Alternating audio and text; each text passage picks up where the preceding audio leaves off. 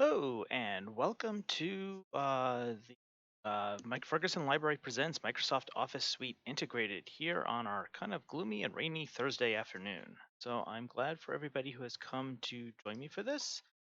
So first off, I'm going to go over a few things on how classes are done on YouTube here with the Ferguson Library, and then I'll kind of go over some of the stuff that we'll be covering in the class, and then we'll get into the class materials.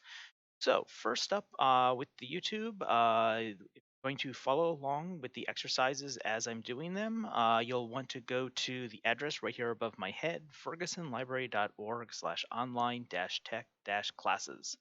And when you go to that page, you will see this page here, which has the our class schedule here. You can see here we are at Microsoft Office Suite Integrated on Thursday, March 18th. We have one more class this month, and that will be next week, same time, March 25th. We'll be doing Introduction to Video Editing. So moving down on the page, over here on the left is going to be the class materials. You want to come down to Microsoft Office Suite Integrated. And there are four files that we'll want for the course of this class. The first one is our PDF handout for the class. So when you download and open that, it will look like this here. This has some basic objectives for the class up here, and then the various exercises that we're going to work on, with some final information here about further study and practice using our subscription to Udemy at the Ferguson Library. Here, and then there are going to be three exercise files, two Excel files here, and a Word file. You'll want to right-click on these and choose Save Link As, and save them in a place on your hard drive on your computer that you'll be able to find. I like to save mine on the desktop in a folder on my desktop, because it just makes it easy to find for the course of this class. The other thing to pay attention to on this page is the chat room right over here on the right. There are two different ways that you can contact me or communicate with me through the course of this class. The first is through this chat room right here on the online technology classes page. Just come down here, and where it says type a message, you can just type your message right here. Enter message here. And I'll see that message show up. The other place is in the YouTube chat, which is either to the right side of your video screen or down below your video screen, depending on whether or not you've expanded the video screen. It doesn't matter which one you choose to ask a question for. I will see them both. In order to use the YouTube chat, you do need to be signed in to either YouTube or Google to use that there. So if you don't want to sign into those there, if you're not signed in, feel free just to use the chat room right here on the page, and I will see all of your questions. Again, doesn't matter which one you use. I see them both. I see everything. So, a couple other things with the YouTube class. What you're seeing is on a slight delay. It's somewhere between 15 to 20 seconds. So, if it does seem like you have a question or something that comes up and I seem to keep moving and kind of move beyond that there, trust me, I will see your questions and I'll usually either stop and answer it at that time, or I'll start answering it at a time I think that's suitable for that there. So you are more than welcome to just ask questions, and don't worry if I seem to miss it. I will see your question, and I will try to answer every question that you send me through the course of the class. I like getting your questions. They help make these classes a little bit more interesting for me. And I don't think if there's anything else about. There's probably something I'm forgetting about the YouTube thing, and I will come back to it when I can. So yeah, I've been doing this for a year now. You would think I'd remember this whole spiel, but it seems like it's different every week. So yeah, so this is Microsoft Office Suite Integrated. Let me go back to a little bit more conversational screen here. So this is kind of the culmination of the Ferguson Library's Microsoft Office kind of schedule of classes that we're learning. We started off with Word, and then we did some Excel, and then we did some PowerPoint on there. And so now what this class is doing is this class is kind of looking at different ways that you can use Excel and Word and PowerPoint and kind of use them together, because Microsoft does intend for all of these pieces of software. They can be used individually for their own individual purposes, but they can also be used together, and they work really well together in certain ways. So some of the stuff you should already know coming into this class is the first is you should know how to navigate Windows files and directories. We're going to be kind of going through and opening up different files and browsing to different things and saving things. So just being able to kind of navigate around Windows is a skill that you should have at this point now. You should know how to open and save documents in Microsoft Word, Excel, and PowerPoint.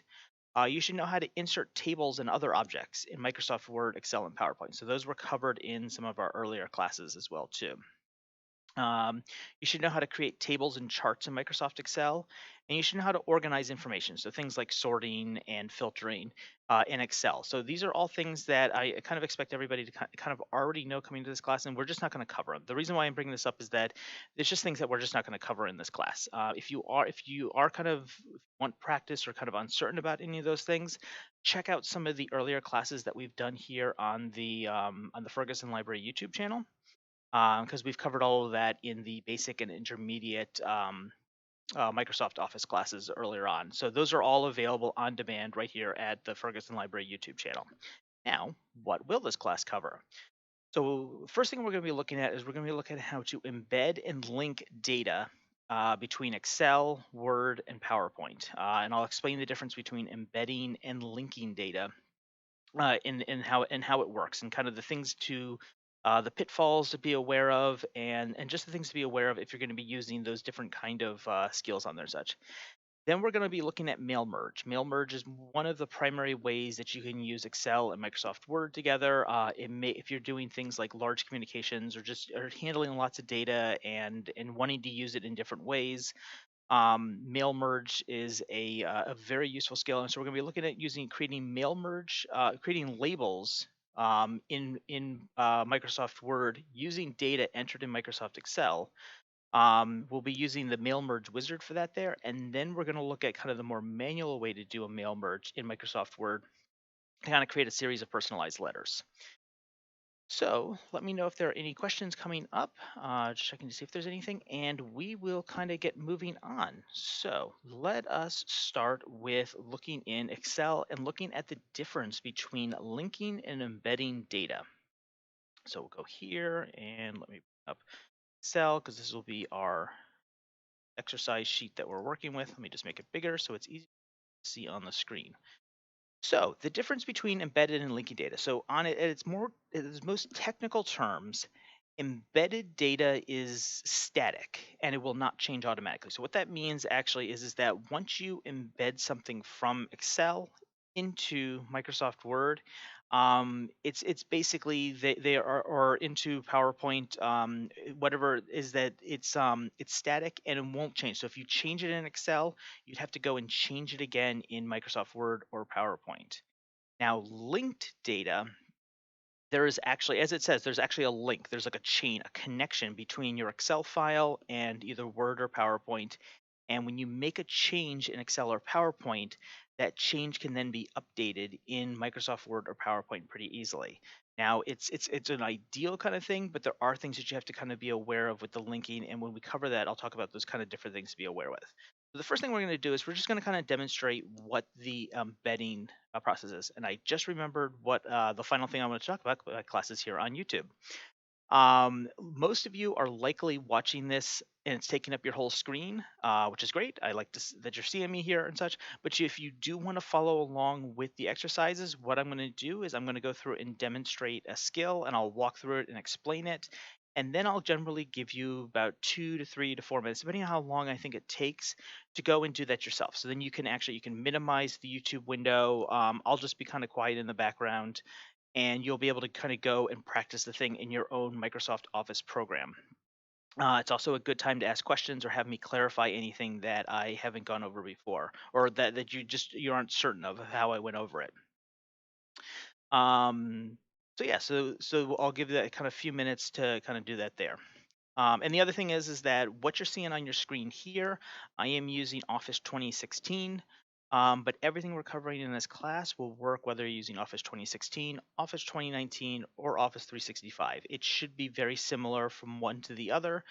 If there are any differences on your screen, please let me know, and I'll try to explain kind of where the difference is and what you should be looking at instead. But everything that here, even if you're using an older version, if you're using Office 2010 or Office 2013, this class was originally designed using Office 2010, and I haven't made any major changes. So everything here should work actually almost the same way in Office 2010. So if you have any of those older versions or current versions Microsoft Office, it's fine. Things just might look a little different than on the screen. So if you have any confusion or questions, please let me know, and I'll help clarify all of that on there. So let's get back to the course of the class. So I was talking about embedding data. So what we're going to do here is we're going to take this table here, the no obstacles sports division. This was just a random Excel spreadsheet I've pulled off of the internet for these exercises here. So we're going to take this table of data here, and we're going to embed this into a Microsoft Word document. And so what we're going to do is we're going to select the table. And so if you remember how to select things in Excel, you can either click and drag and select the cells, or I could do something like click in my top left corner, hold down the shift key, and click down in the bottom right corner of the table, and it will select everything. And then I'm going to come up here and I'm going to click the copy button on my ribbon. So we're just going to copy it. We're not going to do anything special. It's copied. You can see we have the dotted line going around my selected area here, which indicates that this is now on Excel's clipboard. And so now what I'm going to do actually is I am going to minimize this, and I realize I did not open up, and I'm going to open up a blank Microsoft Word document. So I have Microsoft Word open here. I'm going to go to a blank document, and in my blank Microsoft Word document here, I'm going to come up to the ribbon. I'm in the Home tab on the ribbon, and I'm going to come up to the very top left up here. Actually, let me just this. Oh, it's already 150. Okay, good. Let me come up here to the top, and I'm just going to click Paste. And there is our table brought from Excel and put into Word. It really is as simple as a copy and paste. Now, as I've mentioned, this is an embedded table. So what happens is that if I click in this table here, you can see actually that I can go in and I can actually change the numbers here if I wanted to. I can change all the entries. I can make this say March if I want to. Go in and make all these changes here. But there is no connection between what we're seeing here in Microsoft Word and what's happening in Excel. So let me demonstrate that here quickly. So I'm going to come here to Excel, and I'm going to choose one of these numbers. I always tend to kind of aim for this like April Europe number that says 100 here, and I'm going to change it. I'm going to drastically change it to something else, something that's noticeable. I'm going to change this 100 to say 5,000. And you can see my chart over here has a big spike on there. So we'll be playing around with that a little bit later on.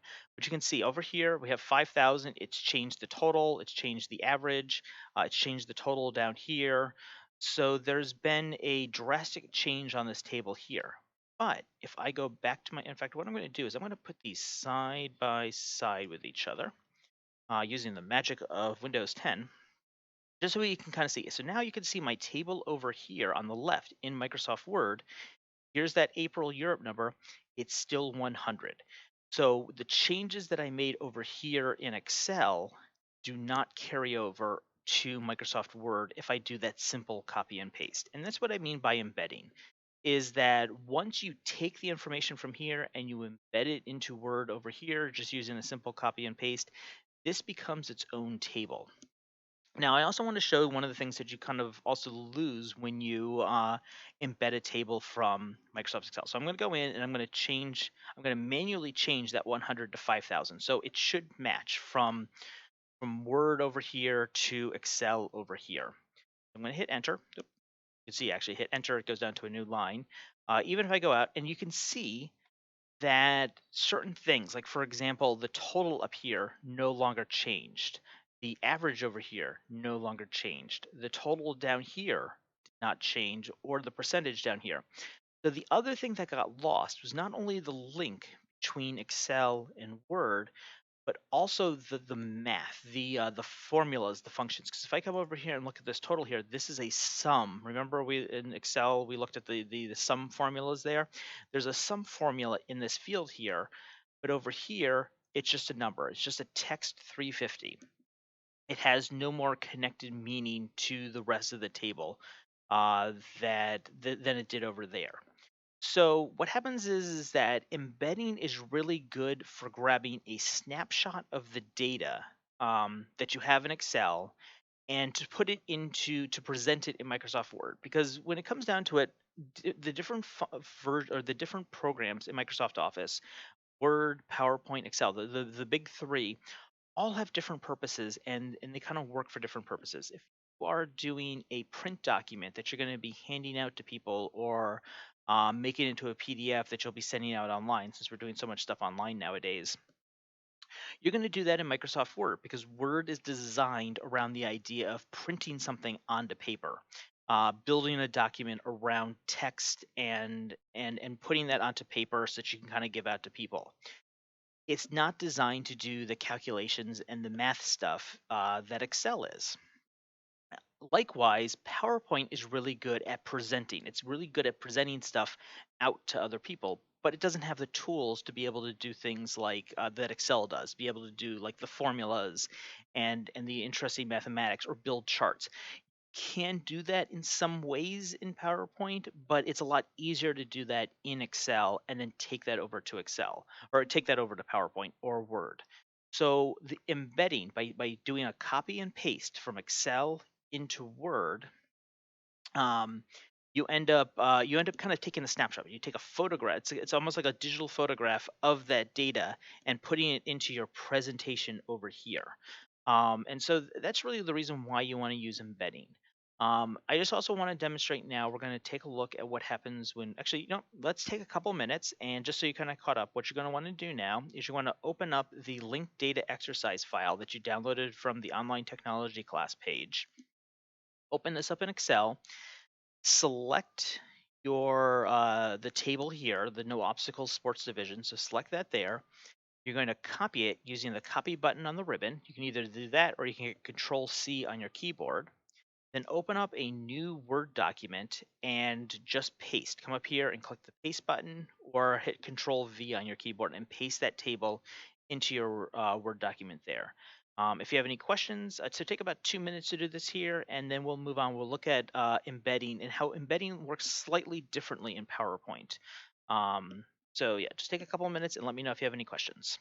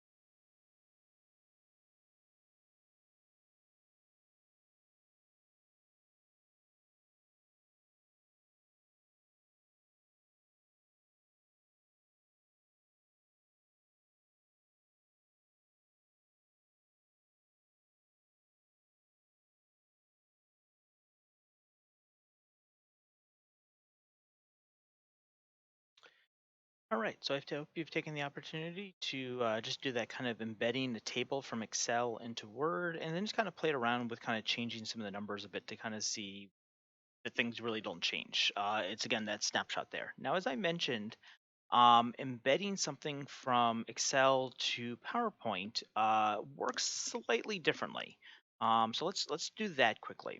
So what I'm going to do now is I'm going to come back to my Excel file here, and I'm going to select my chart over here. And actually what we're going to do is we're just going to change this back to 100, back to its original one there, because it does make this chart look a little bit more interesting than just one with that big spike in it. So what I'm going to do now is I'm going to select the table here by clicking on the outside border. And you can see I have my little my little handles around it that indicates that it's selected. And I'm going to click the copy button, just like I did before. We're going to copy it. So now it's sitting on the clipboard. And now I'm going to go back and I'm going to open up PowerPoint. And we're going to open up a blank presentation. And I'm just going to create a blank slide here, just so we have something just blank that we can just kind of throw this on here, such because we're not doing anything fancy with this PowerPoint presentation. We're just using it for demonstration purposes. And then I'm going to come to the top onto the rivet and just click paste. So just like I did with Word, it's a simple copy from Excel and a paste into PowerPoint. And once it's here, I can now I can resize it as I want. So I can drag it around, I can move it around, I can do whatever, I can do all the stuff that I wanted to do that I could do in PowerPoint. So I can mark this, you can see I get my little guidelines for it like I do when I move any other objects in PowerPoint. So any of you who took my PowerPoint class a couple weeks ago, you know, I kind of talked about that there. I love these guidelines. I love doing stuff in PowerPoint because it's a lot of fun. But you can see we have our chart in here. Now, remember when I embedded the table from Excel into Word and I made a change in Excel, it didn't show up in Word. Um, Look what happens here. So what I'm going to do actually is I'm going to do my little side to side. Whoops. Let's see if we can get this to work. There we go. A little side to side with Excel. So you can kind of see it's a little bit smaller over here. I can try to make it bigger. There we go. But it really doesn't matter. It's still kind of visible about the kind of the chart that it's showing there and such. So what I'm going to do now is I'm going to come over here to my Excel document and I'm going to go and change this April, the Europe April number, just like I did before. I'm going to change it to 5,000 again, just so we get that really big noticeable spike. And you'll notice over here, my chart here shows that spike, and the chart over here in PowerPoint shows the spike. And so this is what ends up being a little different between how Excel works with PowerPoint versus how Excel works with Word. At the time, while both of these pieces of software are still open, while I still have these files open, they are linked together, which means that the changes that I make to this graph, this chart over here, are going to show up to the graph or the chart over here. So I can go in and I could even change like another number. We'll change this one here to say 8,000. Again, something I just want to get kind of a noticeable spike kind of showing up on there that kind of stands out. And you can see there's that noticeable spike. So while they are still open and I haven't saved or closed any of them there and such, they are connected together. Now see what happens when I save my PowerPoint. So it's the end of the day. I've been working on this through the afternoon and it's time to go home. So I'm going to save it, close it, and I'm going to work on it again the next morning. So what I'm going to do is I'm going to come here to save as. I'm going to go put this on the desktop into my Office integrated folder, and we're just going to call it class demo presentation. Hit enter. And then I'm going to close it. So it's the end of the day. I'm closing that there. I'm going to close my Excel file. Yeah. Let's save the changes for that there. And you know what? We can leave the Word document open and such. So now what I'm going to do now is I'm going to reopen my Excel document, and I'm going to reopen my PowerPoint presentation. And so here's the chart that I put over there. So let's put that there and bring. Wrong thing. There we go, and bring that over there so they're side by side. And so I'm going to come back in here and I'm going to change this. I don't remember what was there before, so we're going to change this to 75. Sure, why not? And so I go and change this number here. You can see the big spike, the second spike that I had here is gone, but over here in PowerPoint, it's still there. So what ended up happening is that when I saved and closed PowerPoint, is it broke the link, the chain between Excel and PowerPoint, so that any changes that I make over here, change this back to say 100, 100. So we're back to our original graph there and such. But this here stays the same. This is now just a snapshot of how the data was at the end of the evening or before I saved the file. So that's the difference that happens when you embed between Microsoft Excel and PowerPoint. Is that while the files are still open, they are connected to each other. But as soon as you save and close PowerPoint, that kind of connection is broken, and the embedded chart becomes a snapshot of whatever it is at that time. So that's just something to keep in mind if you're doing that simple embedding, that copy and paste from Excel into PowerPoint or from Excel into Word, is that you're just taking ultimately you're just taking a snapshot. You're taking an instant glance at what that data is at that time and putting it into your presentation or PowerPoint or into your document in Word. And as soon as it gets moved over to one, and in case of PowerPoint, once you close PowerPoint, that connection is broken, it's fixed in that moment in time. So any questions on that there? I'm going to give you, let's take another couple of minutes, and I would just want you to go in and copy your chart from Excel. So by selecting it and choosing copy, just like we did before, you can hit the copy button, you can hit Control C. You could, even if you wanted to, right click on it and choose copy right up there at the top on the right click menu. There's lots of ways to do it there. Do whatever you're comfortable. Go to PowerPoint, open up a blank presentation, go to a blank slide, and paste the chart into PowerPoint. And then go back to Excel, change a couple numbers, and see how it changes the graph. And then if you want to, you can also then close PowerPoint and save it and reopen it and see how that connection is broken. But as I've demonstrated here, it's not necessary. So take a couple minutes if you want to practice that there. And then we'll move on to look at linking data between Excel and Word and PowerPoint and what that means and kind of the difference with that there.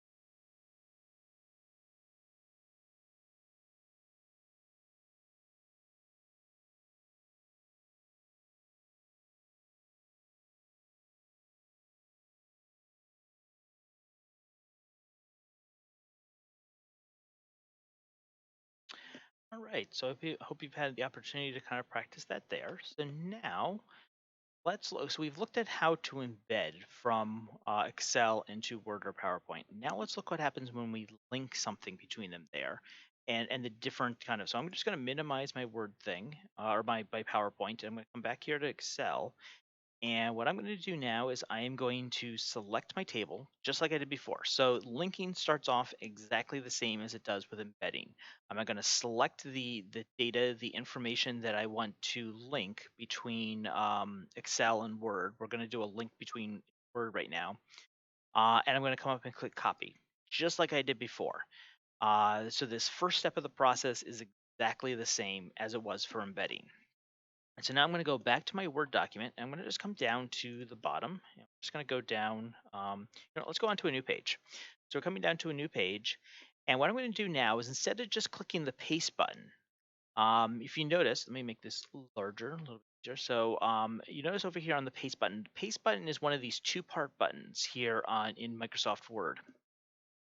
If I click the top part of the button, it's just going to default paste. It's going to do what I did before and embed the table like it did up here down here as well too. So I'll have two copies of a similar table.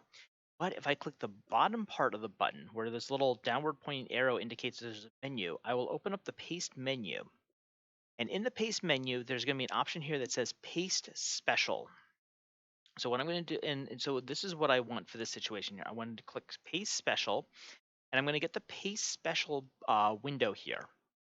And in the window here, there are several different options that you have. And what happens is that Microsoft Office is reasonably intelligent in some ways. And so what happens is that when you come to paste special, before it opens this up or while it's looking at this unit such, it takes a look at what's in the computer's clipboard. And it notices that in the computer's clipboard is a Microsoft is something from Microsoft Excel. It's a table copied from Microsoft Excel. And so it uses that information here to give you your options based on what it can do with a Microsoft Excel little snippet. So you can see up here it offers, okay, we can paste this as a Microsoft Excel worksheet object. And if I just do this paste here and choose one of these here, if I select this here and such, is it says it inserts the contents into your document that you can edit using Microsoft Excel 12, which is the Microsoft Excel 2016. They just call it 12 because that's the version number on there. But more importantly, I want to look over here on the left where we have a choice between paste and paste link. Now, if I just paste it, it's going to paste it in as Excel, but it's not going to be connected to the original Excel document. It's going to be kind of its own little like mini version of Excel brought over here to Word. But if I go to paste link, what it will do now is it will link the contents between. It will actually like forge a chain between the two pieces of software, the two files. And you can see down here is paste link creates a shortcut to the source file. Changes to the source file will be reflected in your document. What that means is that if I make changes in Excel, they'll show up here in Microsoft Word. And you can see I have a bunch of different options, but what I want is right up here at the top where it says Microsoft Excel worksheet object, because it says, okay, that's what I want. I want this to work as a Microsoft Excel object here in Microsoft Word. And I'm just going to click OK. And now you can see it's now brought over the table. And if I look between these two tables, they actually look fairly similar, actually. There's the one I embedded. There's the one that I've linked. But this one here looks, in fact, actually what I'm going to do is I'm going to put this here and we'll put Excel next to it. You can see it looks exactly like it. In fact, let's see if I can get the scroll close enough. Yeah, there we go.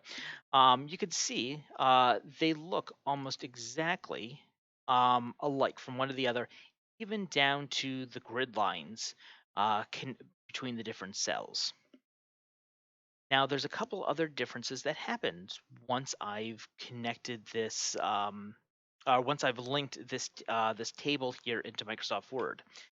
If you notice when I click on it, if I click in here, you'll notice that I have, it might be a little bit, I wonder if I can zoom in a bit to get those a little bit.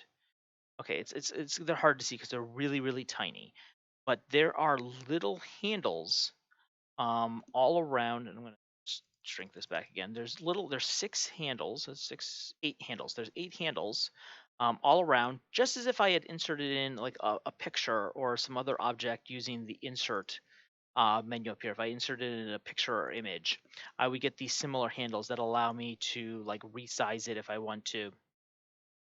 I can make it skinnier. I can make it shorter. I can do all those different things. I can resize it. But you'll notice that if I click inside, my cursor does not show up inside the table here.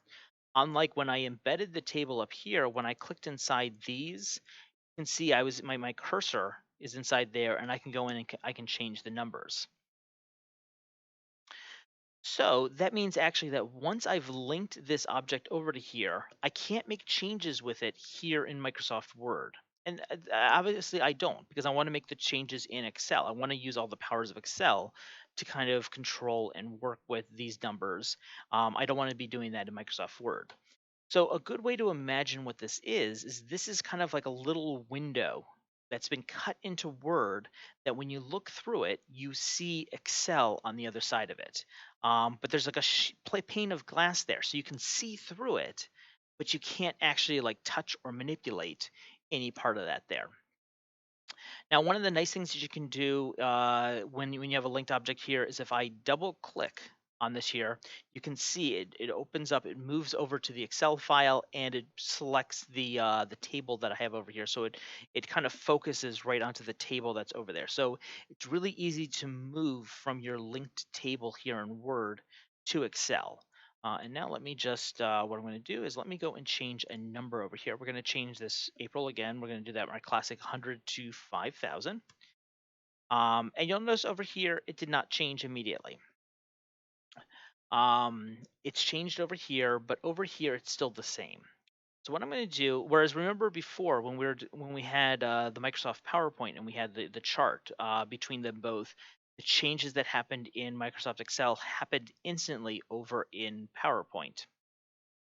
With Word, there's another step that you have to do. So if I right click on the table that I've linked over here, you can see there's an option here in the right click menu that says update link. There's also this link here, so you can actually go and you can edit the link or you can open it.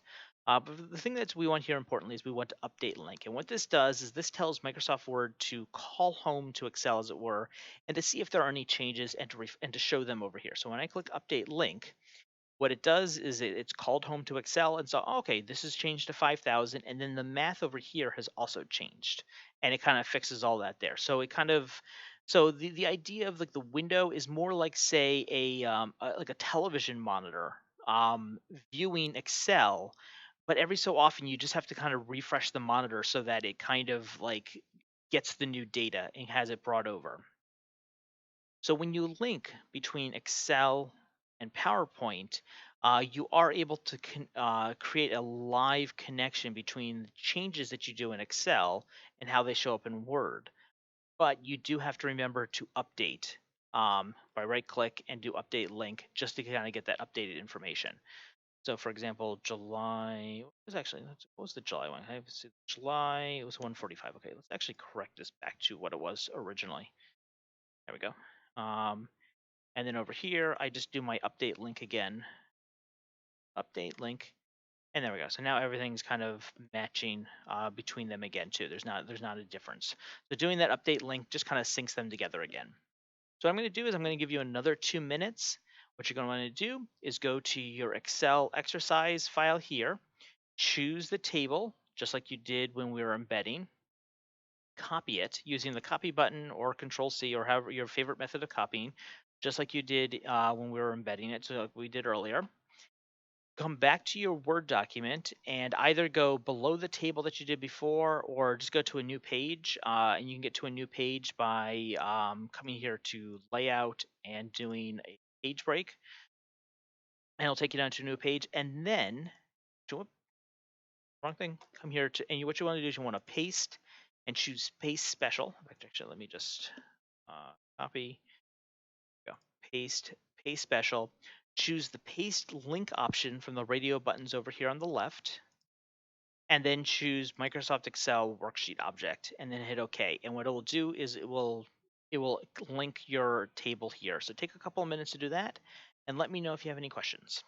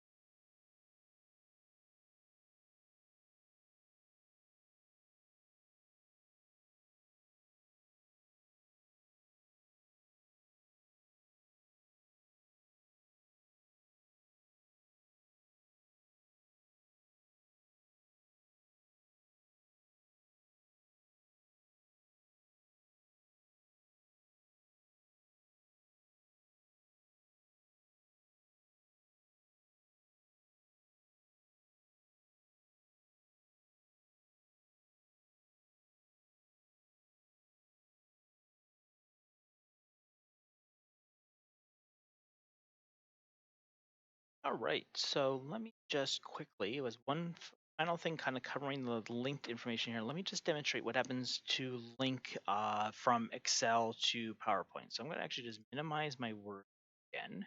I'm going to bring up our PowerPoint file. I'm going to create a new slide to come here. Okay, so we have a question actually before I get there and such. In Word 365 in the paste menu, I have the option to link and keep source formatting or link and use destination formatting. Is that the same thing as choosing paste special? Or is going through paste special and doing the steps? Or so yeah, you do want to, in order to get the link, you do want to go through the paste special, and that should be in Office 365. Seeing that paste special. Um, and so you do have up here, you have the keep source, you have the source formatting and the destination styles or destination formatting, and all that does is that will change how the table looks when you paste it. By keeping source formatting means that it will look the same, it'll try to look the same as it did in Microsoft Excel when you brought it over. So things like having like the green bar and the fonts that it chose. But if you choose destination formatting, what it will do actually is it will change the fonts to like whatever fonts you have set for. If you're using say Times New Roman or other fonts, or it will change the fonts to match those that you have in your destination. In order to do the link though, you do need to use the paste special and go to paste link, and that should be in 365 as well too. But yeah, good question. The pasting is there's a lot of complicated things pasting, especially when you get into Excel's pasting, because Excel has things like match column widths or copy functions or just copy the results of functions. But when it comes to the linking, you do want this paste special here. This paste special has been around for a long time in Microsoft Word. In fact, it's been around long enough that it still kind of has an old school box. I mean, this is how like the whole window used to look back in like Office 2003. This is something that really hasn't changed in almost 20 years for Microsoft Excel. But yeah, that's a good question. Let me know if you're still having difficulty with that there, and I can kind of go through it a little bit more. Um, so let's look at linking the chart from here into PowerPoint. So I'm going to bring up PowerPoint here. I'm going to create a slide, blank slide. And what I'm going to do is I'm going to start the same process as I did before. I'm going to select my chart. I'm going to copy the chart, and I'm going to come over here to Excel, and I'm going to do paste special. And I'm going to do my paste link just like I did before in Word. And you can see I don't have a lot of options here yet right now because it recognizes that what's in the clipboard is a Microsoft Excel chart object. It doesn't really give me other options. So I'm going to hit OK on this. And it's brought my chart over here. And so now I can resize this here. And you can see it looks the same. In fact, it looks and behaves similar to the one that I did before. I can go over here and I can change my numbers again. So we can say change this to 100 to go back to without the spike. And you can kind of see that it changes over here, just like it did when I was pasting before. Remember when I did that paste, just that simple copy and paste before. But the difference is now that if I go and save my PowerPoint presentation and I close it, and let me go open it up again.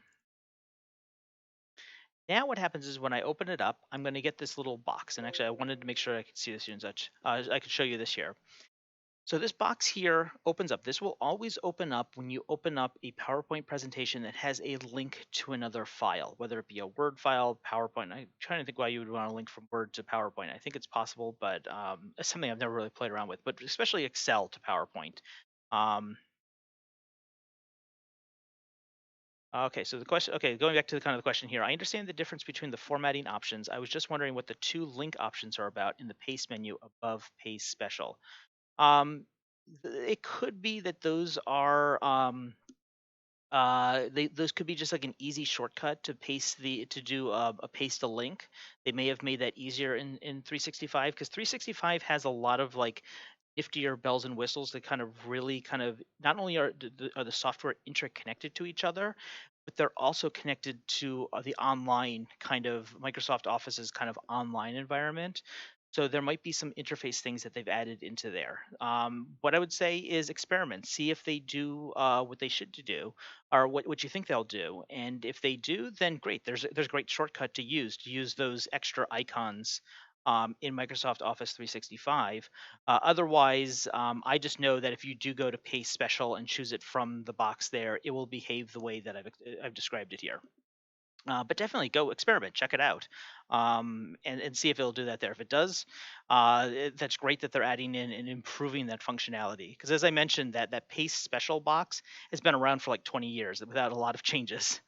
So yeah, so when you open up PowerPoint here with with a link to the Excel file there and such, you're going to get this little warning box, and it's going to tell you Microsoft Office has identified a potential security concern. This presentation contains links to other files. If you update links, PowerPoint will attempt to retrieve the latest information. If you don't update the links, PowerPoint will use the previous information. So what this is saying is that it's noticing that when I open up this file, that in there is code that ties it to my Excel document. Now, the reason why this is a security notice is that this is a possible pathway for infection or malware on computers. What could happen is that they could have some sort of code designed in Excel so that when you update it over here, it triggers it so that it will run somehow. I don't know all of the details for that there, but it's basically there's a warning, and it's a good thing to kind of keep in mind is that if somebody sends you, say, a PowerPoint presentation, and you open it up and you get this message, it's a good kind of just time to stop and kind of think. Do you trust the person that sent this to you, or is it just something that you downloaded from someone that you maybe just know or that you're just in contact with, or is it something you downloaded online? And if you don't trust them, then maybe it's best not to update that link. So it doesn't call home, it doesn't try to get the updated information, so it's not possibly reading from malicious code.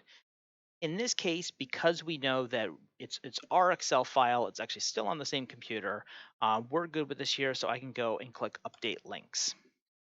And what that will do now is that this one up here will not update. Remember, this is just a snapshot. It's just it's that instant in time.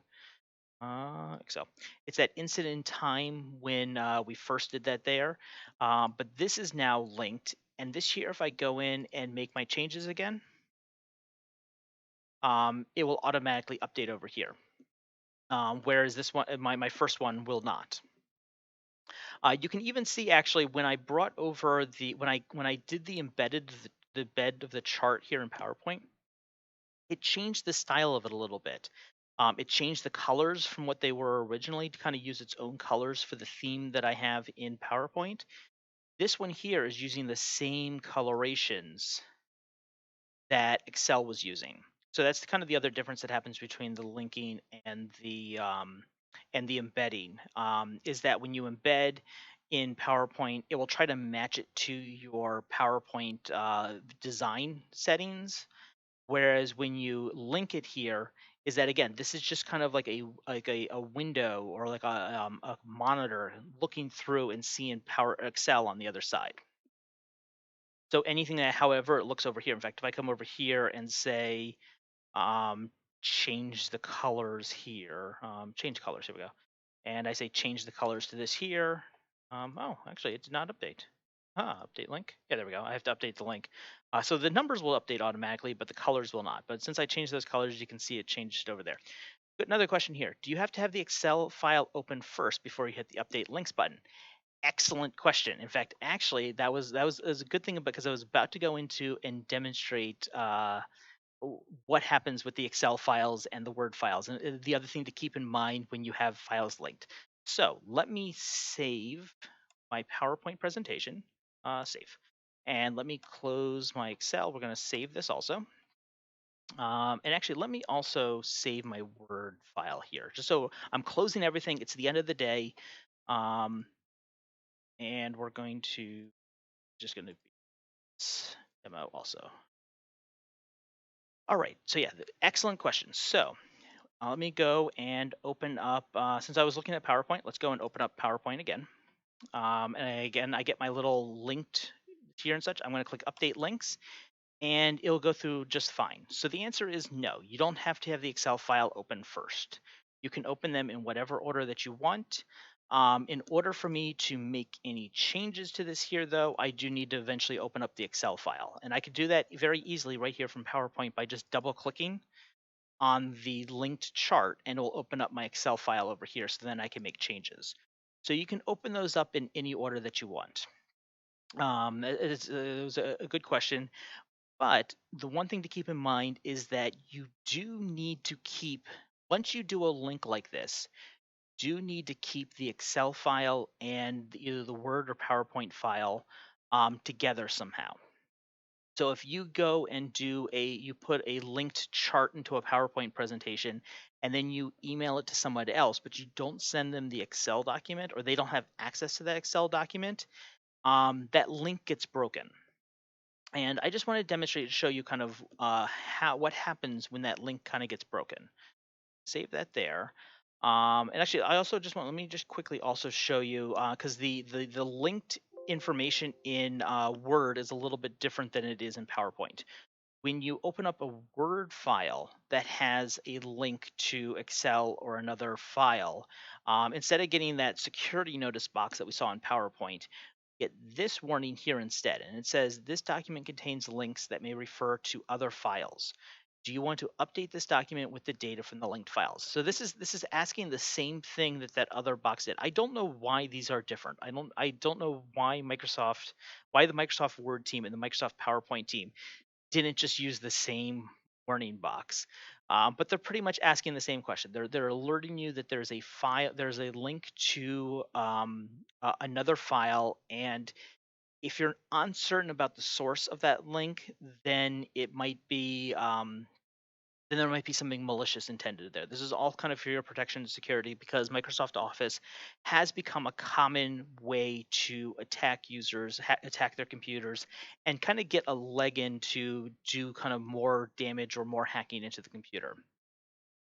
In this case, I do know that the Excel file that this is linked to, since I created the link, I do know that it's trustworthy. So I'm going to click yes. And so now this is opened up, and if I go and double click on this, it will open up the Excel file, and I can go in and make my changes like I did before. Come over here and update this link, and it will update as well too. Now, what happens if I go and send this Word file to someone else, but I don't send them the Excel file? So they don't have that Excel file on their computer, or they don't have access to the Excel file. So let me show. I'm going to close this. We're going to save it, and we're going to close this and save that. And I'm going to simulate that there by changing the name of my Excel file. By changing the name means that it's going to be, so we're just going to call it change. I'm just going to put change at the end of the file there. So by giving it another name means that Word, when it goes and looks for linked data exercise, it's not going to find it because that file is no longer named that. So what I'm going to do is I'm going to open this up, and I'm going to get the same warning window that I got before. I'm going to click yes, but at this point now, this is here. This is still a linked table. I can't go in and edit it. And if I double click on this, you can see it selects it instead. It does not open up Excel. If I go to, you can, if you notice when I come on, let me see if I can get, there we go. If I right click on it, I no longer have my link options. There's a link down here, but I no longer have that update link or that link menu that I did before. If I go to and open up my Excel file and I go and make a change, so we'll do our that now. That's interesting. And I open this up and change this to my 5,000. There's that change I did before, but I'm not able to update it over here because the link between them was broken. There's no longer the because that file name is different. Word can no longer see the file that it's looking for. The easiest way if something like that there happens, we're going to close that, save this here, is to just, in my case, I'm going to rename the file back to what it was originally. or it's just to put that file back in the same place, so that it's in the same place where Word knows to look for it. So now when I open this up, I'm going to get my little yes, my little warning. Click yes. And when I come back down here, I can now double click on this and it will go open up the Excel document again.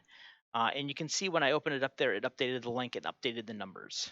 Um, so that's the linking between Word and PowerPoint. So some of the things to kind of keep in mind with the linking is that when you link into Excel and Word or PowerPoint, is it kind of makes like a little window that you'll be able to see Excel through there. So you'll lose your Word or PowerPoint functions with that with whatever you brought over, but you get to still bank on the full potential of Excel in that case. You do need to keep the files together, or at least in the same locations as they were when you made the link. So it's usually helpful to kind of just keep them in the same folder, and then if you move that folder around, at least they should still stick with each other in a way. So you can email them together if you're going to send them to someone. But that's the other thing also that's helpful is that you could go through, and I can come into here, and if I come into link here, I can. Is there a way to that? I think there's a way I can actually like break the link here. Links. Yeah, there we go. So what I can do is I can break the link between the two. So you could do this like if you were say putting together a report and you didn't have all of your Excel data yet, you can still, or the Excel data needed to be updated, you could create a table of dummy information in Excel and bring that over so you're able to work on your report. And then when you get that data in Excel, you put that into the table, and if they're linked, you'll automatically update what you have in Microsoft Word, and then you can go and break the link. And then when you send it on to somebody, it will then just be that snapshot of that data at that time there. So you can use the linking not only for sharing information with other people, but for your own benefit to kind of do different steps of a document or project if you don't have all of the data or your Excel's not ready for that there yet. So just as a suggestion with that there. So are there any questions on any of that before we move on to mail merge? I do know in the exercises, I did talk about connecting between Excel and Excel. It's weird. It doesn't really work properly, and there really isn't a lot of other reason for it. It's something I keep meaning to remove from the exercises, so I'm not going to really kind of cover it here in the class today. We're going to have plenty of things to talk about with the mail merge. But it is something you can try out, that you can actually have like data in Excel and bring it to another Excel document. But it works strange. Yeah, that's just all I have to say. It's an odd thing, and we really don't have that much time to kind of cover it in this class here. So yeah, so the next part of the class that we're going to be looking at is we're going to be looking at mail merge. So okay, so thanks for coming for the meeting here, or for the class there and such. The rest of this will be recorded right here on YouTube, so you can just kind of hop in right here at like the hour mark on there and just watch the rest of it if you want. And you're welcome to reach out to me if you have any questions. So now we're going to look at mail merge. Mail merge is a great way to take information that you have organized in Microsoft Excel and then use it to either often create mailings or labels. The reason why it's called mail merge is that its most frequent use is for mailing purposes. So you can create labels or envelopes in Microsoft Word, and you can also do things like personalized letters. So it's funny you say personalized, but you can create like form letters that appear personalized using the data that you have in Microsoft Excel. So when you want to start creating a mail merge, so the first thing we're going to look at is we're going to look at creating labels in Microsoft Office, in Microsoft Word, using a information about was basically like address information that we've entered into Excel. So let me actually open this up here. We're going to open up the Excel file first, just to kind of take a look at it. So some of the things when you're putting together your Excel spreadsheet to be used for mail merge, some of the things to kind of be aware of as you're putting things together. So you want to make sure that your Excel data is formatted properly. And you do that there by setting up your columns. Each column is going to be is a different field. And by field, I basically mean a different piece of information that will make up the whole label. And so you can see we have a first name, we have a last name. And I'm going to zoom in to make this a little larger. There we go. So we have first name, we have a last name, we have a phone number, we have our street address, we have our city, we have our state, and we have our zip code. So those are the different pieces that are used to make up the address. You could do it a variety of different things. You could have, say, like a library of books. And so books you would have title, author, copyright date, number of pages, that kind of thing there and such. Each of those would be a different column. So each column is a different field, and a label can have many different fields. Each row is a record, and each record is going to make up one label. So what happens is that we're going to have a record here. So we're going to have label one is going to have the first name, the last name, the address, the city, the state. So it's going to have all these different fields making up one record. And when we get to the end of the record, it will go to the next one and say, okay, now we're going to go on to a new label and build that together there. So when you put together your spreadsheet for mail merge purposes, you'll want to organize it by your rows and columns so that your columns are your individual pieces of information, and then your rows are going to be the combinations of those informations that will make up your whole. Now you'll also want to make sure that you put a header row on the top. And so the header row, if you remember when I was talking about sorting and filtering and data in Excel when we were in the Excel class, I'm a big fan of header rows for several reasons. The first off is they help you as the user identify the information that you have underneath in each of the columns there. It helps anybody that you share the file with. So when they come here, if like for example, this column here is a set of dates, and if I didn't have this column header up here that says, actually I think it's request date, because this is the name of this year is catalog requests. If I didn't have this up here saying request date, I would have no idea what this column of dates actually means. For all I know, it could have been the people's birthdays, but I happen to know that it's the request date, so I can then use that information later on when I'm doing, say, a mail merge for whatever reason I need to use it for. Having the header, though, also makes the mail merge easier because the mail merge process will use the labels in this header row. So you're not going to have to remember what does column A mean, or column B, or column C. Was column B first name, or was column C the first name? You don't have to remember that there, because in Word, when we go do the mail merge, it's not going to say column B. It's not going to say column A, or it's not going to say column B. It's not going to say column C. It's going to say first name. It's going to say last name. It's going to say street address. So not only do the label headers help you and other people using the spreadsheet, but they help with all the other processes that you're going to use that spreadsheet possibly for.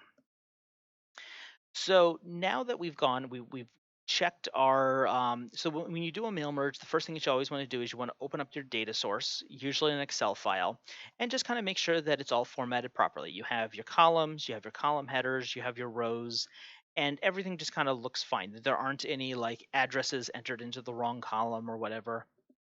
And once you're certain of that there, you can close Excel.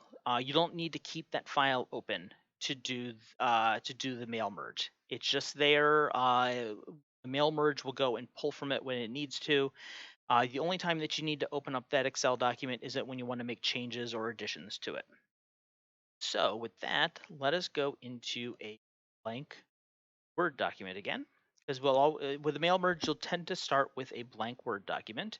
And we're going to come up here to the Mailings tab, right up here on the ribbon. So it's the 2, 3, 4, 5th tab over. And so the Mailings tab is where we're able to go and set up a variety of different mailings. You can, over here on the left, we have our create box, and you can create envelopes and labels. These are really useful for like one-off purposes. I tend to use actually like the create envelopes a lot because I hate handwriting addresses onto envelopes. So I'll generally just kind of come in here and I'll enter in the address, and then I can stick the envelope into my printer in like the feed tray, and it'll just print out. So this is really good for creating individual envelopes or creating individual labels. So like if you needed to print labels on your computer, but you don't need to print them all. Like you don't need to print a whole sheet at a time, but sometimes you need to print labels one or two or three at a time.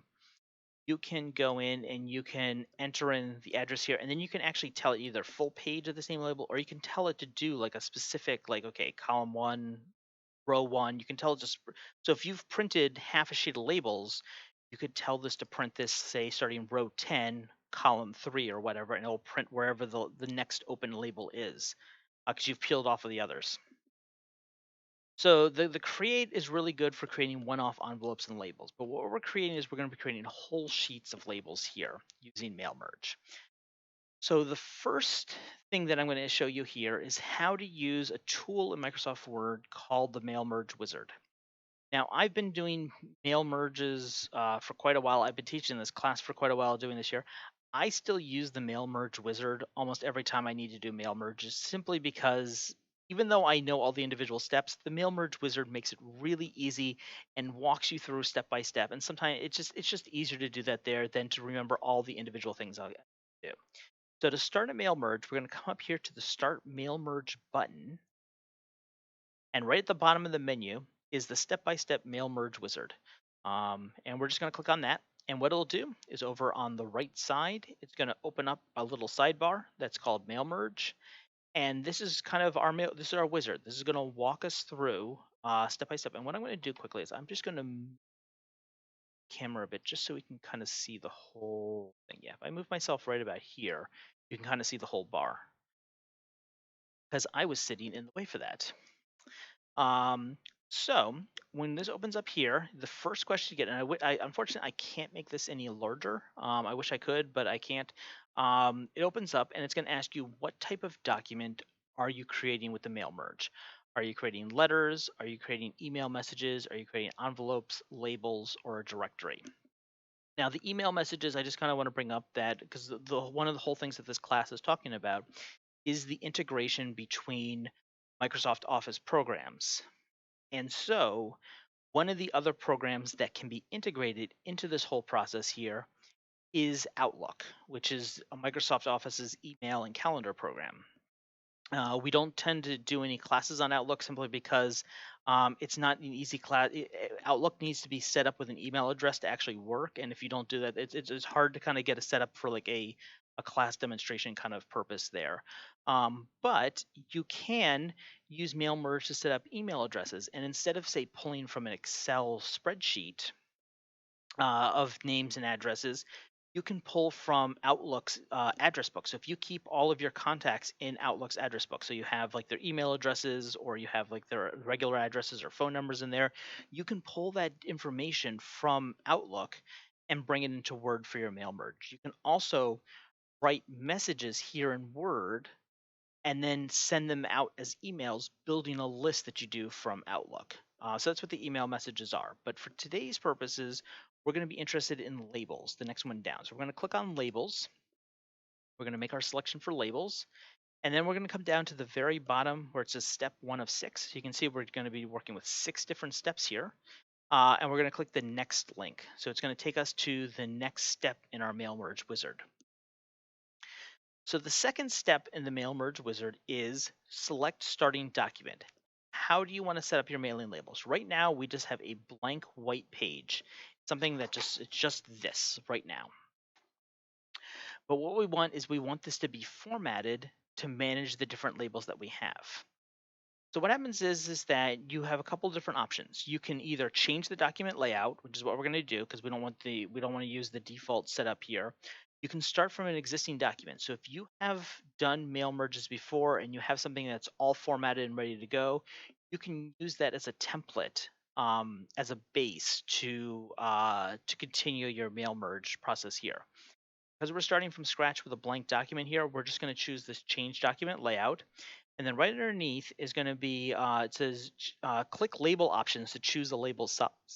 And so we're going to click label options, and we're going to get our label options window popping up here.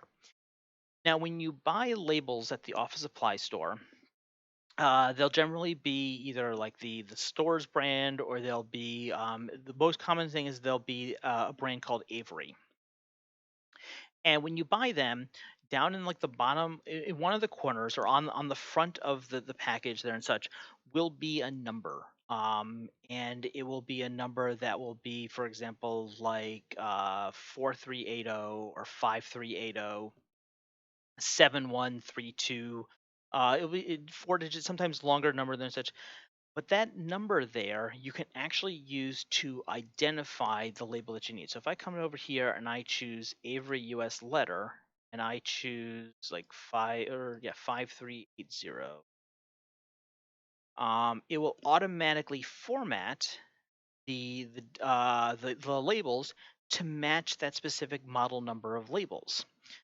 Some things to keep in mind, like any of the labels that start with a 5 are designed for laser printers. So if you have a laser printer, you want to use those. Anything that starts with an 8 tends to be an inkjet label. So if you have an inkjet printer, and you can't really mix those there because the label paper is designed to handle the type of ink that's being put on there. So like an inkjet printer has a liquid ink, whereas a laser printer has a powdered toner, as well as the inkjet labels. You never want to put those into a laser printer because the heat, when a laser printer prints, it uses heat to fuse the toner powder onto the paper, and that heat may actually melt the glue on the labels, and so then the labels kind of peel off inside your printer and make a big mess. So just make sure that you're getting the right labels for the printer that you're using. For today's class, actually, we're just gonna use the Microsoft vendor up here, and we're going to choose the 30 per page option because we want to have 30 labels on the page. Now you'll notice that there are two different options here. There's two different 30 per pages, and the difference for them is how the labels are laid out on the sheet. If I choose the first one over here, it tells me that the height of the label is 2.63 inches and the width is 1 inch, and the page size is 11 by 8.5. And so what that is this is actually a label that's printed in portrait. So what happens is that what happens is that the height of the label is 2.63 inches and it's an inch wide. And so they're kind of organized like that there. If I look at the other one, the 30 per page, this one here, the height is 1, and so now the page is 8.5 by 11. It's 1 inch, and then the width is the 2.63 inches. And so that's generally the one that you want. You want it when it's set up to be a portrait page rather than the landscape page. So we're going to choose the second 30 per page option here, and I'm going to hit OK. And now you can see not a lot has really changed on my document here. You can see up on the ruler, if your ruler is visible, there are some changes there. One of the things that I always like to do when this here opens up is I like to kind of go in, if I come layout, okay, over here, you'll notice that we have our table tools tabs that show up here once we created the labels.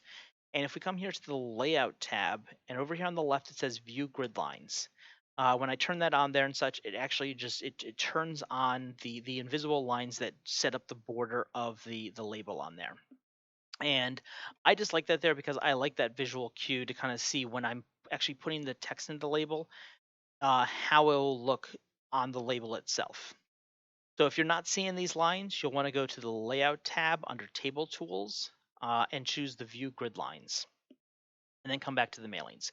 So what I'm going to do now is I'm actually going to give you take about 3 minutes. Actually, this is a good time for this here.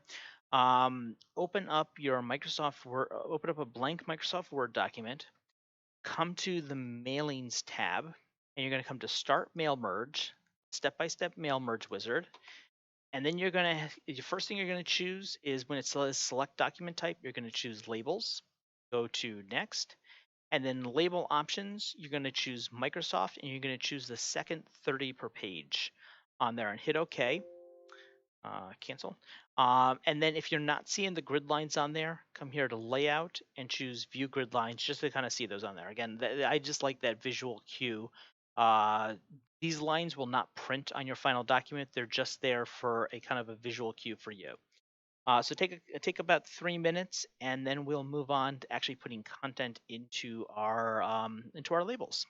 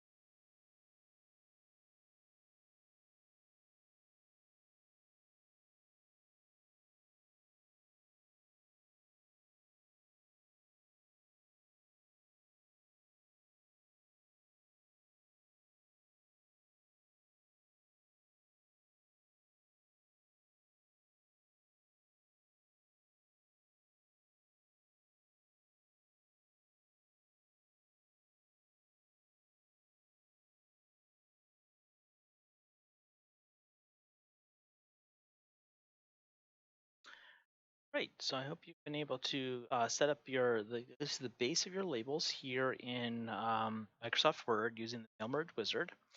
Now what we're going to do is we're going to click Next and go to our next step. And so the next step now is to select the recipients. So we're going to select our data file where all of the information about who's going to get these labels or who's going to where these labels are going to go to.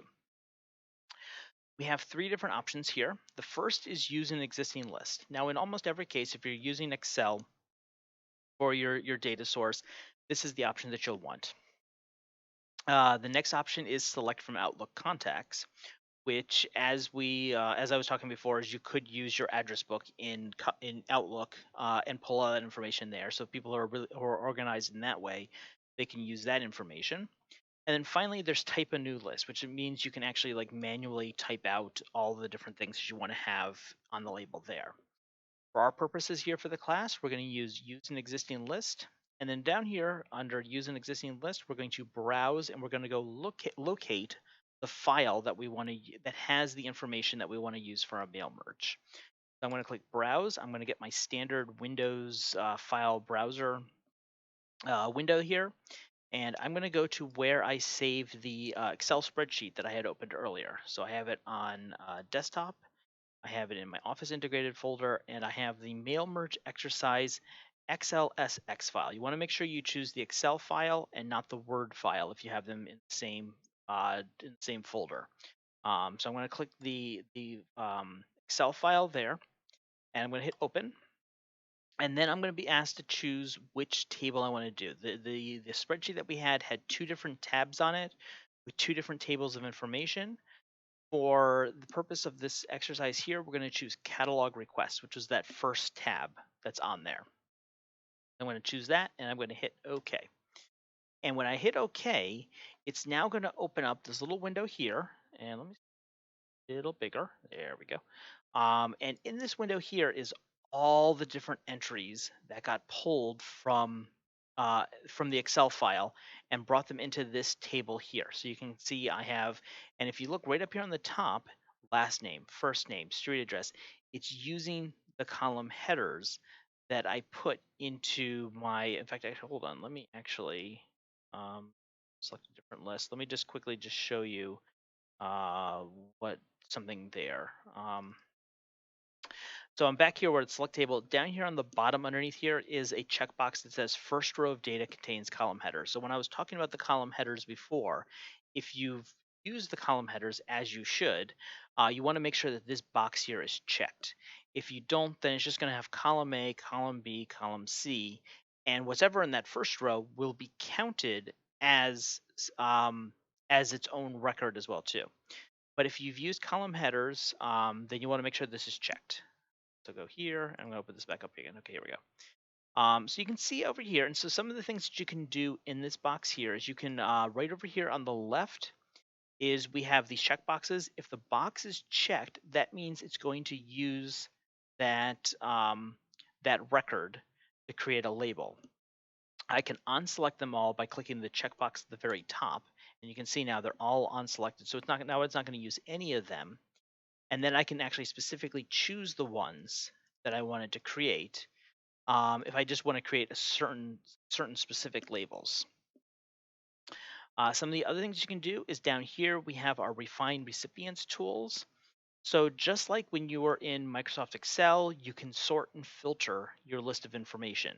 So if I sort this, so like right now these are actually all in order by this ID number 1, 2, 3, 4, 5, 6, 7. There isn't any other sort of order in place. There's not names, it's not addresses, it's not states.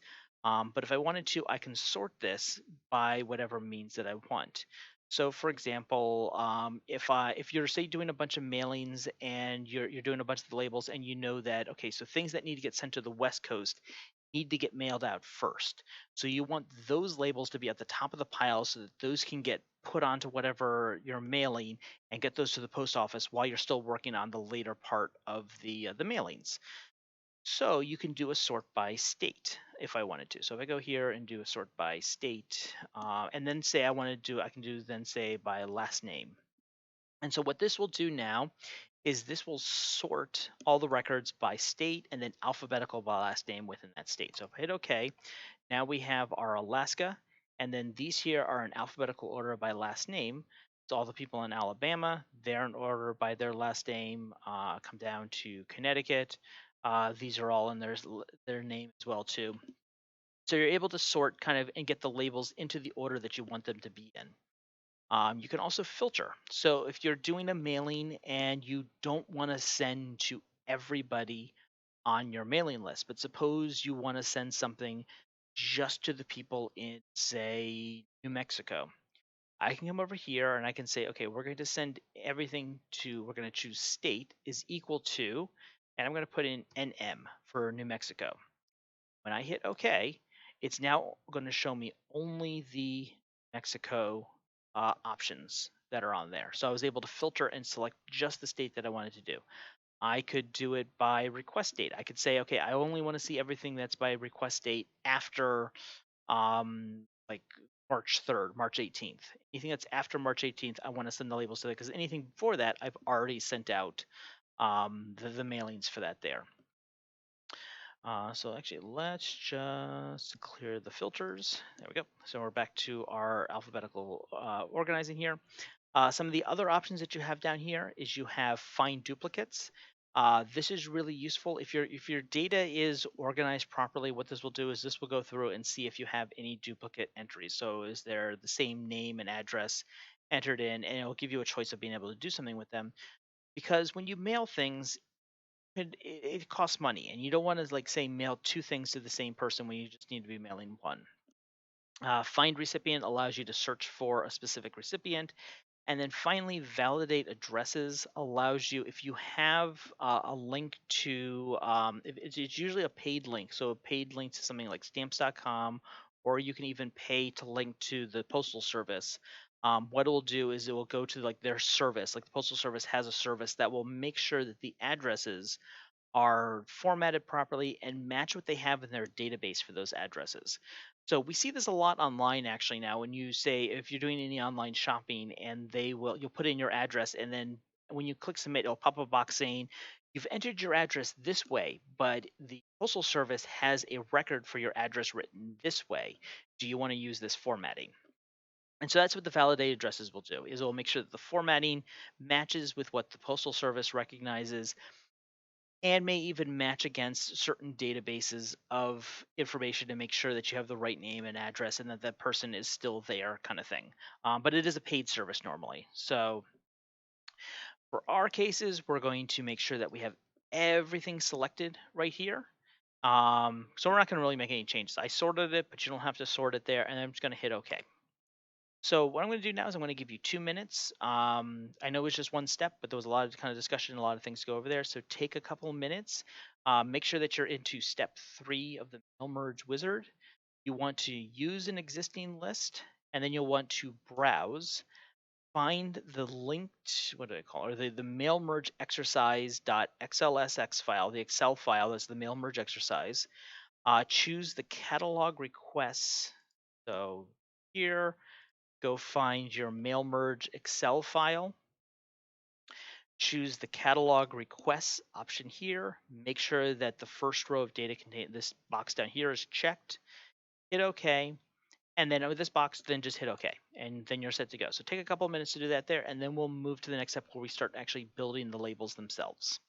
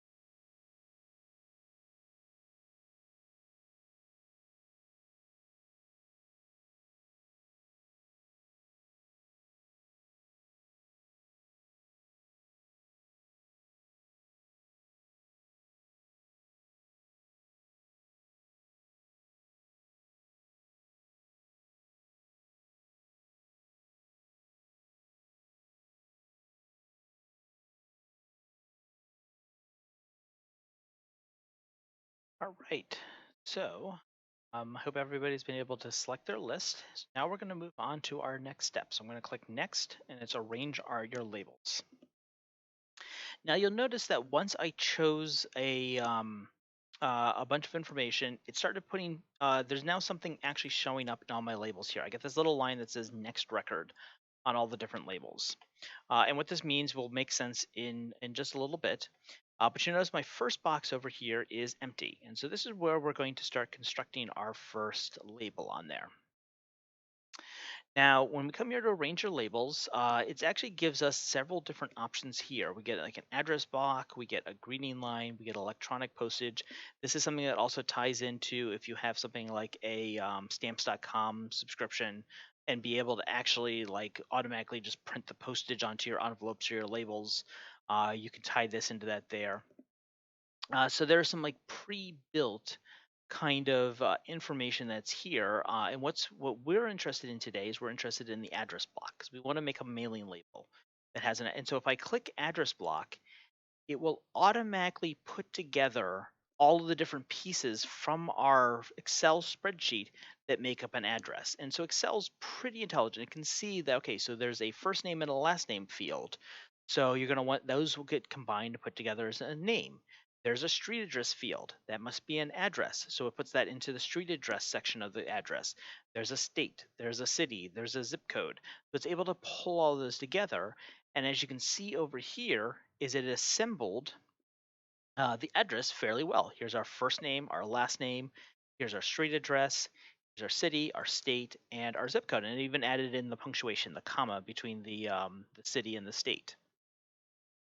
I can choose name format here. So if I wanted to, I could refer to the person just by their first name. I can do a full name. I could do a full name with a middle initial. Now, something to keep in mind is that this will only do like a middle initial is if you have a middle initial field. So if you have a column that has that middle initial information, it will use it. If you don't, like we don't have that in our Excel spreadsheet here. So it, even though I choose that there, it's just going to ignore that there and just still do the full name here. The same thing with the ones that say use titles, Mr. and Mrs. or uh if there's like a family, like if there's a husband wife, they'll combine the two names there. um you have to have that information in your Excel spreadsheet for it to be able to work. For our cases, we're just going to choose just the straight standard name, um and this will then show up there. Up here on the top above this here, I have this little like forward and back buttons. I can use those and I can walk through my different entries just to see like if they're all formatted properly, they're all looking the way that they should. Now if it does pull the information from your Excel file and things aren't really right, like for example, it has say maybe the telephone number put in place here, or like it's swamped like the state and the city somehow. What you may need to do at that point now is you need to go to match fields and make sure that the fields are lined up. So the address block requires a first name, a last name, address, city, state, postal code. And then over here, you can tell it which of those columns to use in that area there. So for example, if I wanted to, under street address, suppose it's not pulling the street address properly. Suppose what I can do is I can say put in say something like phone here. And even though this is not right, what I'm doing is I'm telling the mail merge that what should go in that street address area is whatever's in the phone column. When I hit OK, yes on this here, you can see now, instead of saying street address there, it has the phone number because I told it to use where it should put a street address. I told it to use whatever data's in that one column. So I mean, here I actually made it wrong because it was actually right before. But if it comes up wrong originally, this is where you fix that there. We're just gonna put that back to street address. Yes, and now everything is back to the way it should be. So now what I'm going to do is we're going to do that there, and I'm going to hit OK. And so what it's going to do is going to put this little line here that says address block. It's not going to show me what the whole address looks like right now. What it's telling me is that right here in this place, it's going to put the address block. Now, the way that the mail merge works right now is that it's showing the address block here, and then it goes to the next record over here, but it's not showing anything. So I have one more step I need to do to kind of copy this over to all of my other labels. And so over here on the right in our mail merge wizard, there's a section here that says replicate labels. And there's a little button that says update all labels. When I click that, it'll go and add the address block to each of the different labels there. So also in this area here, I can do arrangement. So like if I wanted to, like if I didn't want this to be right up at the top left corner, I can go in and didn't work. Come on,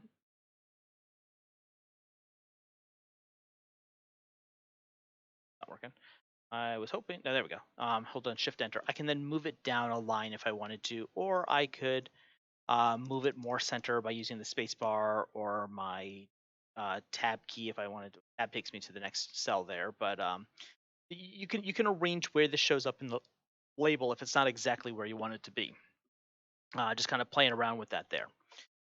So then once you're happy with the address block, so take a minute. This doesn't take that long. Take a minute. Go make sure you're into step 4. Choose the address block here. And just make sure that the addresses here look right, and then click OK, and it will then add in the address block. And if you have questions, let me know.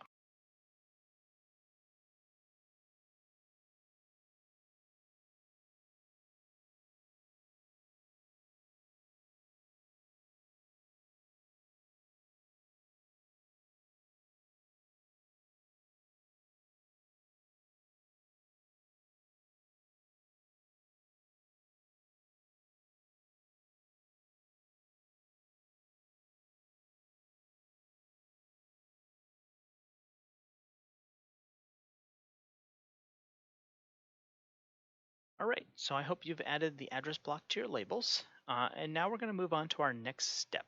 So our next step is preview your labels. And so this is going to give us an option to be able to see how the labels actually look.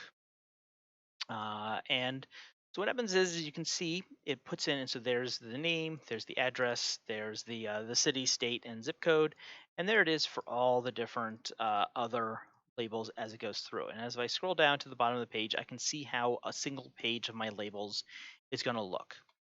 I can browse through my labels by clicking right up here under the preview results up on the ribbon. There's this back and forth, just like I could actually when I was choosing the address block. This is very similar. Is I can browse through, and it's just it's useful to kind of go through and just make sure that as you go through that everything kind of looks like it's lining up and looking the way that it should. Go back to the beginning. You could go and find like a specific recipient that you want to as well. Over here, I can also walk through my recipients one by one, and it will always change this top left one there. But then if I do that there, it will change the ones down here as well too. So you want to make sure when you preview that everything kind of looks the way that it is. And once you're happy with that, which in this case we are, we're going to complete the merge. So I'm going to go down and I'm going to click Next, Complete the Merge. And this is going to take me to a final step here. And it tells me that Mail Merge is ready to produce your mailing labels. And then it gives me two different options here. One is print, the other says edit individual labels. And I'm going to tell you right now, unless you are absolutely confident in your mail merge skills, that you know that everything is absolutely perfect, that you know how your printer works and how you put your labels into your printer, if you're certain of all of those things, you click print. Otherwise, always, always, always click edit individual labels. Because if you click print, it's going to go directly to your printer and just start spitting out the labels on whatever paper it finds, however that paper is. If you have the paper in there upside down, it's going to print it all on the back side. If you have the wrong paper in there, it's still going to print and put that onto there. It doesn't care. But if you go to edit individual labels, which is always my preferred thing, as I said, I've been doing this stuff for years. I always do edit individual labels. I never do print. Simply because I don't even trust my skills to immediately send it to the printer. So I'm going to click Edit Individual Labels, and it's going to give me this option here to merge to a new document. And what this is going to do is this is going to create a new Word document with all of the individual pages with all of the labels on them. And I can either choose all the records, so it can pull all the records from my Excel spreadsheet, or I can just do the current record, or I could do a certain range of records. So if I knew that I wanted to print labels for records 50 to 75, I could just pull those labels if I want to. In my case, I just want to do all, and I'm going to hit OK. And now what it's done is it's now created a new Word document. You can see if I move this, there's my mail merge, the document one that I was working on before. Here's my new one called Labels One. And I now have 7 pages. If you look down here below the Ferguson Library logo, it says I have 7 pages. So if I scroll down to the pages, you can see here are all my labels, all nicely laid out on individual pages. The benefit of this is I can now scroll through again easily and see that everything is formatted properly. Everything looks the way they do. They all look about the same. Uh, I can save this file. So if I knew that in 2 weeks' time, in a month's time, I'm going to be having to print out this exact same set of labels again, I don't have to go through the mail merge process again. I can save this file, open it up again, and just go to print. I can put in my labels, hit print. I don't have to do the whole mail merge process because I've already done it here. Additionally, you can also use this for a little bit of troubleshooting or just kind of one more check when you print your labels. So my last recommendation with this here is that before you actually start print onto your labels themselves, print the first page onto plain paper like we have here. And then what you're going to want to do is you're going to take that plain piece of paper, take one of your sheets of labels, put them together, and then hold them up to the light. And when you do that, you're going to be able to see the outlines of the labels through the paper, and you'll see the printed text on the pages, and you can see how that lines up onto the labels. Does it run off on the edges? Is everything fitting inside the labels? If it doesn't fit properly, then you have to go back and fix the formatting to make sure that things fit all properly. If it does, then you're good to go and you can print right onto your labels. And I kind of bring that up because labels can be expensive. They're definitely more expensive than regular paper is. So if you're going to make a mistake printing before you're testing out to make sure that everything lined up, it's better to do it on a cheap piece of blank paper than on a more expensive page of labels. So once again, you can check that all the labels are lined up and look the way that they should. You can save this as a document that you can then turn around and use again and reprint these labels easily in the future. And you can also use it to error check, just make sure that your printer is going to print onto the labels. Everything's going to be aligned properly. And once you're confident with that there, you can just then go to File, Print, and it will then print the way that it should. So we're going to not save that because I don't need to save it. So that has been mail merged to a label. We have about 20 minutes in the class. So what I'm going to do here now is I'm going to go through just another quick mail merge, but using personalized letters. And instead of using the mail merge wizard, you can use the mail merge wizard for this here, but I'm going to actually walk through step by step up here and how it should work without the mail merge wizard. So what I'm going to do is I'm going to close this. I don't want to save this. And what I'm going to do now is there's a file in here called mailmergeexercise.docx, the Word docx file. And what this is this is a letter, just a generic kind of hello, thank you for contacting us letter. That's right now set up to go to a single person. So what we're going to do now is we're going to edit this letter into kind of a form letter that uses information on our Excel spreadsheet so that this will then be like a letter addressed and directed to all the individual people on our spreadsheet. So to start off, I open up the file and I am going to go to my mailings tab, just like I did when I started the mail merge before. And I'm going to come over here to start mail merge, just like I did before. And so I could either go down to step-by-step mail merge wizard like I did before, but in this case, I'm going to choose letters on the top because I have a letter here and that's the mail merge that I want to do. So I'm going to choose letters. And when you're not using the mail merge wizard, you're going to actually be working from the left side of the ribbon to the right. It's kind of like you're kind of like working through like the assembly line from here all the way down to here. So the next thing that we have available on here is the select recipients. And so this is that same step that we saw in the mail merge wizard. So when I open this up, I get my same three options. I can either do a new list, I can use an existing list, or I can choose from Outlook contacts. Because we're using an existing list in Excel, I'm going to use an existing list here.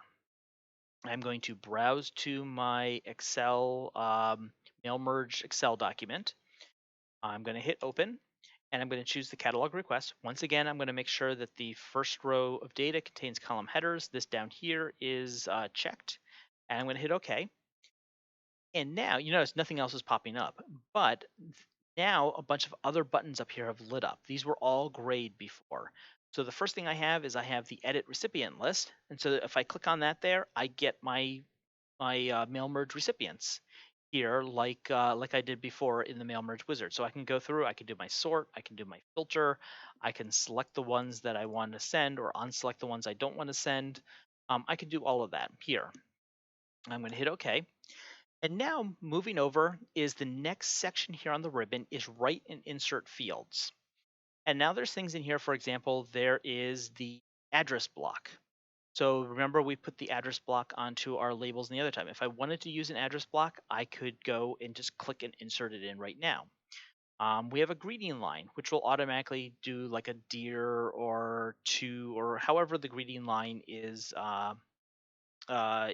format, how you prefer to write that greeting line on there. What we're going to look at actually is we're going to look at this insert merge field because we're going to actually put in the individual fields, and I'm going to show you how that works. So, for example, if we come down here where we have the pre-made letter has an address already here, I'm going to actually replace the different parts on this letter here with the fields from my Excel spreadsheet. So in place of the first name, I'm going to select the first name, and I'm going to come up here to insert merge field. And this is another one of these two-part buttons. If I click on the top part of the button, I'm going to get a little window where I can then choose. And so here's my fields. If you recognize from our Excel spreadsheet, there's our first name, our last name, our phone number, our address, the city, state, zip code. All of those are there. So because I have the first name selected over here, I want to put first name there. So I'm going to select first name and I'm going to hit insert. And so this will now change this to first name.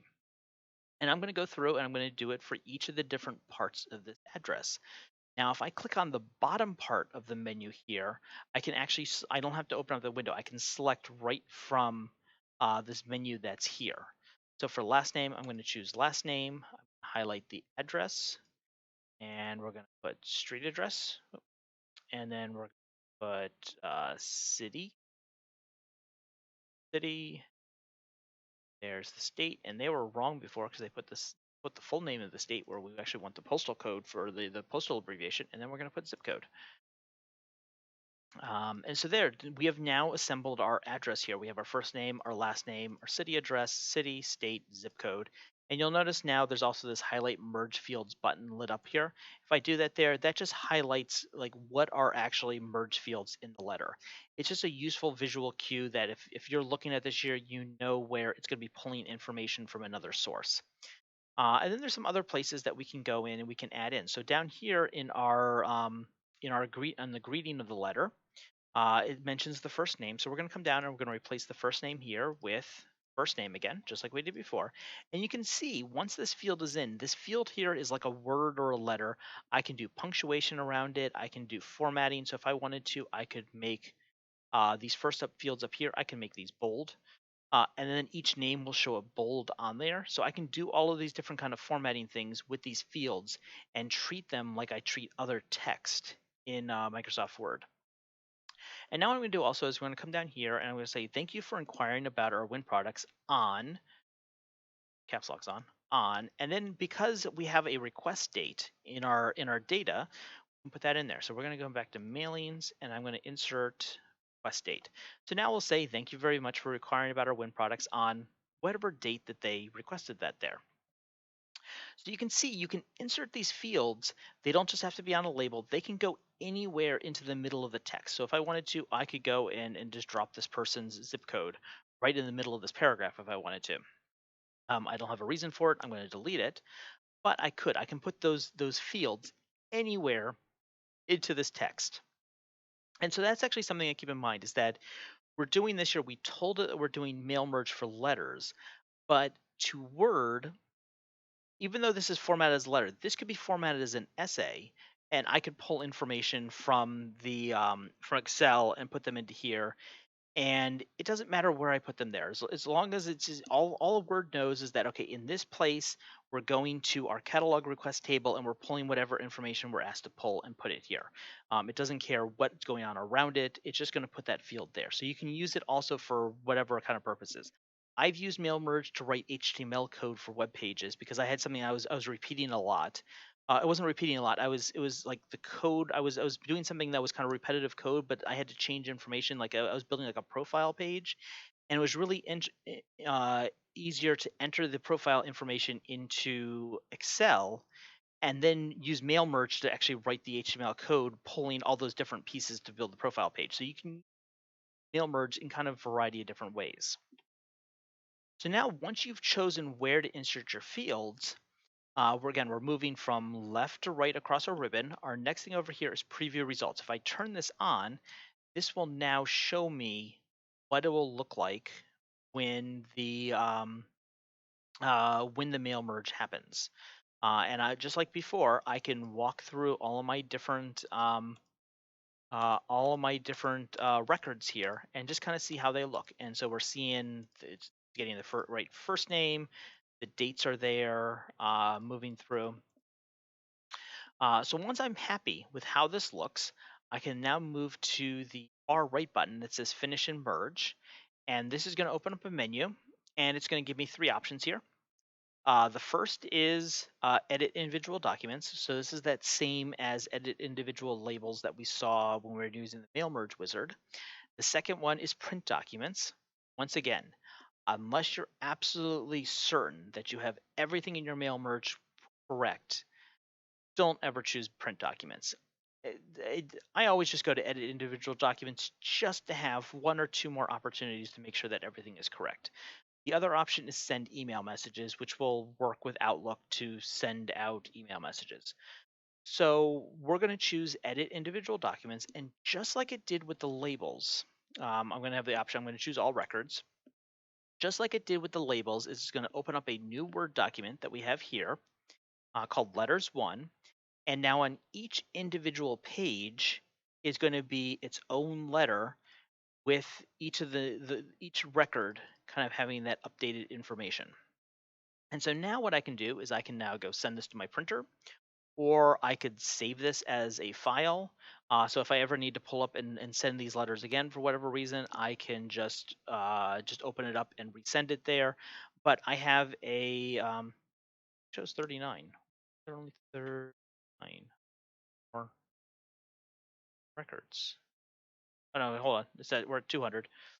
Okay, no, it just the counting there was being kind of slow.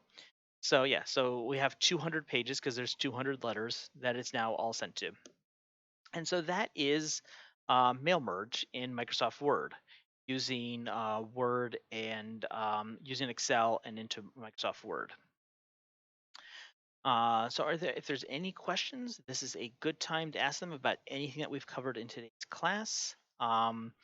Last thing I just kind of want to point out with our classes, let me go here to our handout, is that if you want to continue your further study and practice, the Ferguson Library does provide access to Udemy, which is an online learning site that provides video and or video learning modules.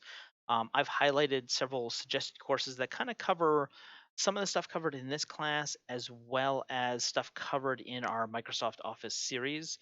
So it's a really great way to kind of continue and extend your learning of Microsoft Office online, courtesy of the Ferguson Library. You'll want to access it by this address here or by the links on our website. And you go here, it's going to ask for your library card number and your PIN to sign in.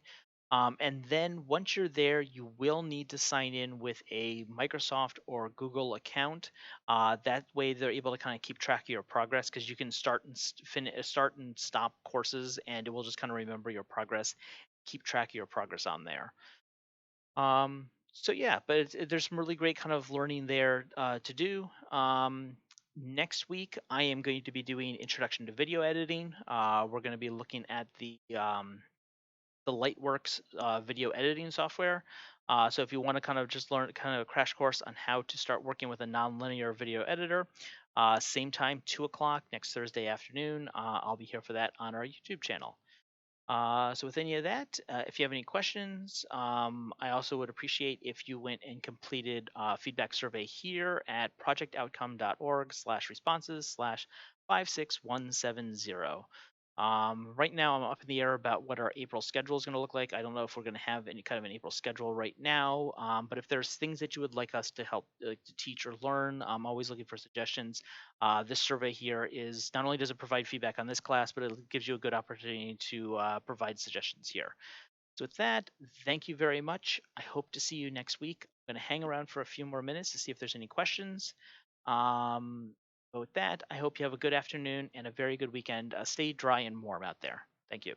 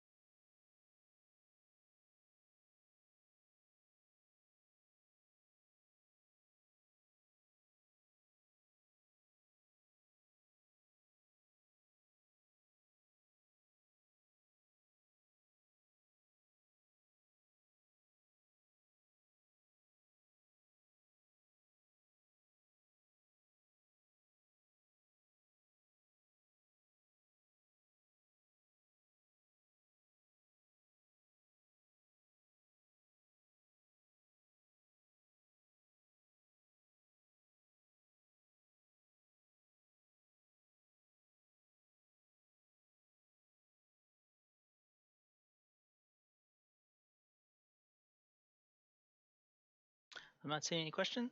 Thanks again for joining me, and I hope you have a really good afternoon. That I bye.